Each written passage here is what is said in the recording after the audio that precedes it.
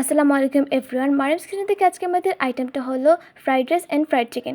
তো এখানে আমি ফ্রাইড চিকেনের জন্য চিকেনের মধ্যে অল্প পরিমাণে রসুন বাটা, আদা বাটা এবং 3 চা চামচ মরিচের গুঁড়া দিয়ে দিচ্ছি।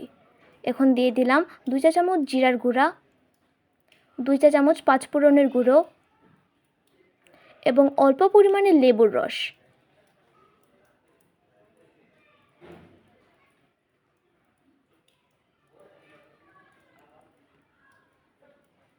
তারপর এখানে আমি দিয়ে দিচ্ছি hot chilli sauce, sweet chilli sauce, soy sauce, oyster sauce,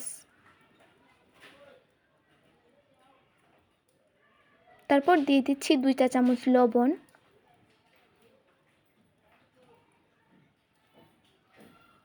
এবং টমেটো সস।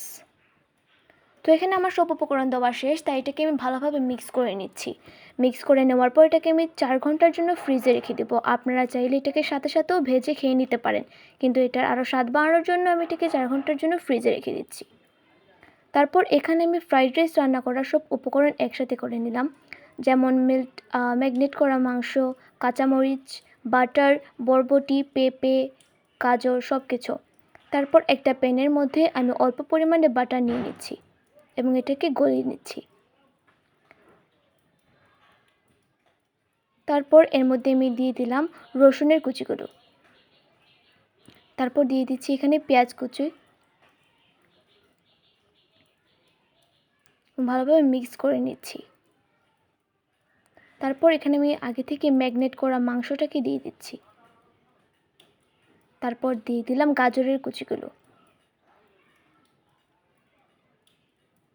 তারপর দিয়ে দিচ্ছি পেঁপে এবং সব কিছু আবার ভালোভাবে মিক্স করে নিতেছি।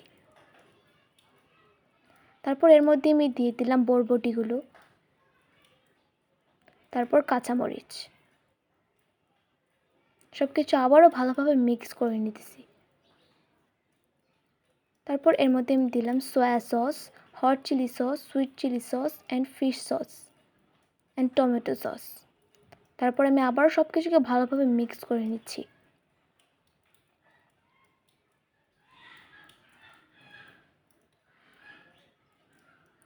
তারপর এর মধ্যে আমি অ্যাড করলাম 90% বয়েলড করা রাইস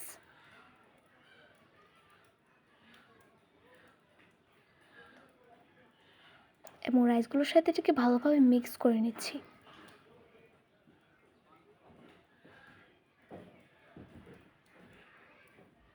তারপর এখানে দিয়েছি tasty salt, white paper, black pepper.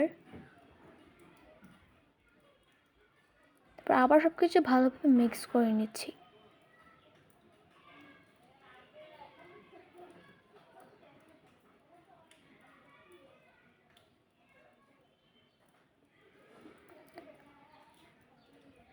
তো এখানে তো ফ্রাইড রাইসটা প্রায় হয়ে এসেছিল।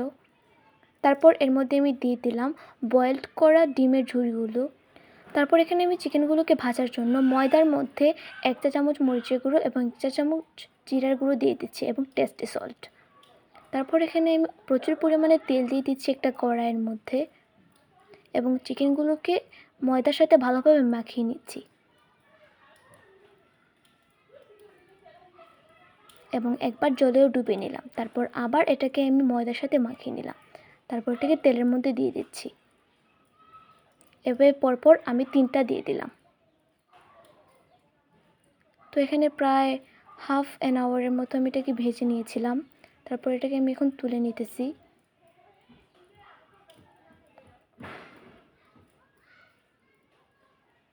তো এখানে আমার fried rice and chicken ready. আপনারা অবশ্যই আপনাদের বাসায় ট্রাই করবেন। আজকের মতো এই পর্যন্তই। আল্লাহ হাফেজ।